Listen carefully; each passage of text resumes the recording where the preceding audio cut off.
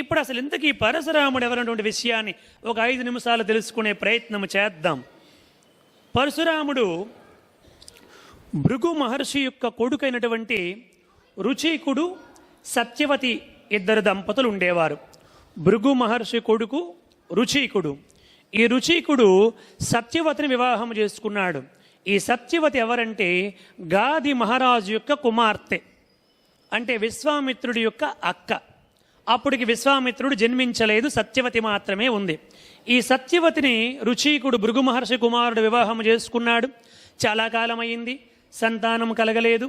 ఒకానొక సందర్భములో భృగు మహర్షి తీర్థయాత్రలు చేసుకొని వచ్చాడు కొడుకు దగ్గరికి. అప్పుడు సత్యవతి ఎంతో గొప్పగా సేవలు చేసింది భృగు మహర్షికి. భృగు మహర్షి సంతోషపడి, అమ్మా ఏమి కావాలో కోరుకో, నీకు నీ సేవలకి నేను సంతృప్తి చెందాను అని చెప్పి అన్నాడు.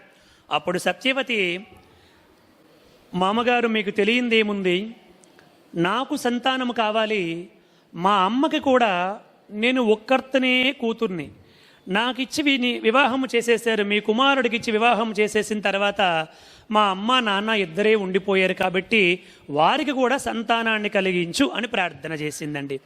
భృగు మహర్షి ఎంతో సంతోషపడి ఒక యజ్ఞము చేసి ఆ యజ్ఞము ద్వారా హవిస్ అన్నాన్ని మంత్రించి ఇచ్చారన్నమాట. ప్రసాదాన్ని ఇచ్చారు, యజ్ఞ ప్రసాదాన్ని ఇచ్చారు. ఈ ప్రసాదాన్ని మీ అమ్మకివ్వు, ఈ ప్రసాదాన్ని నువ్వు స్వీకరించు అని చెప్పారు. చెప్పి దానికి చేయాల్సినటువంటి పద్ధతి కూడా చెప్పారు. చాలా సంతోషపడింది. విధివశాస్తు జగన్మాత యొక్క ప్రేరణ వల్ల ఆమె పొరపాటున మర్చిపోయి ఈమె స్వీకరించవలసినటువంటి ప్రసాదాన్ని అమ్మకి ఇచ్చేసింది. అమ్మకి ఇవ్వమని చెప్పినటువంటి ప్రసాదాన్ని ఈవిడ స్వీకరించింది. కొంతకాలం అయిన తర్వాత మరలా భృగు మహర్షి వచ్చారు.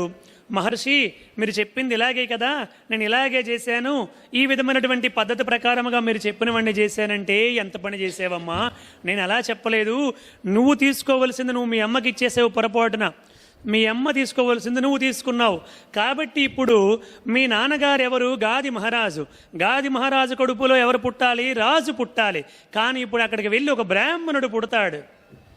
ఇక్కడ నీ దగ్గరికి వచ్చేసరికి నువ్వు నా వంశానికి సంబంధించిన నా కోడలివి, నీకెవరు పుట్టాలి, నీకు మహర్షి పుట్టాలి, బ్రాహ్మణుడు పుట్టాలి, సద్బ్రాహ్మణుడు, బ్రహ్మజ్ఞానం కలిగినటువంటి బ్రాహ్మణుడు పుట్టాలి, కానీ ఇక్కడ క్షత్రియుడు పుడతాడమ్మా అని చెప్పారు. అయ్యో ఎంత పని అయిపోయింది, పొరపాటు జరిగిపోయిందని చెప్పి భృగు మహర్షిని ప్రార్థించి, మామయ్య ఇంతకాలం తర్వాత మీ వంశంలోనికి నేను వచ్చాను, వచ్చిన తర్వాత నా తప్పు కారణముగా మీ వంశములోనికి ఒక క్షత్రియుడు వస్తే అది అంత యోగ్యతగా ఉండదు, మీ అబ్బాయి రుచీకుడు ఎంతో బాధపడతారు, కాబట్టి మీకు దివ్య శక్తి ఉంది, కాబట్టి ఈ ఒక్క తప్పుని క్షమించి అతను ఏమి చేస్తారంటే ప్రస్తుతానికి నాకు మాత్రము ఒక మంచి మహర్షి జన్మించినట్టుగా చెయ్యండి, ఆ తీసుకున్నటువంటి ప్రసాద ఫలాన్ని మనముడిగా మార్చేయండి, అంటే నాకు పుట్టకుండా నాకు పుట్టే కొడుకుకి కొడుకుగా మార్చేయండి మీ దివ్య శక్తితో అని ప్రార్థన చేసింది.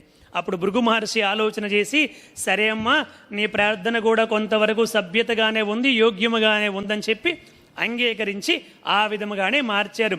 తత్కారణము చేత అక్కడ గాది మహారాజుకి ఎవరు పుట్టారండి, విశ్వామిత్రుడు పుట్టారు. ఇక్కడికి వచ్చేసరికి ఈయనకి జమదగ్ని మహర్షి పుట్టారు.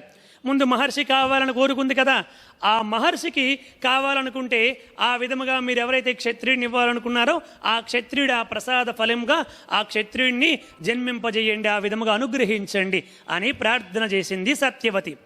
ఆ కారణము చేత జమదగ్ని జన్మించాడు. ఇప్పుడు జమదగ్నికి రేణుకుతో వివాహము జరిగింది. ఈ జమదగ్ని రేణుకులిద్దరికీ పుట్టినటువంటి వాడే ఈ పరశురాముడు.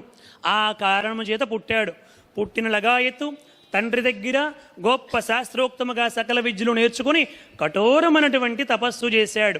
అతని యొక్క తపస్సు దివ్య శక్తికి పరమేశ్వరుడు ప్రత్యక్షమై అతనికి పరశువునిచ్చాడు. అంతకు పూర్వం అతని పేరు రామ.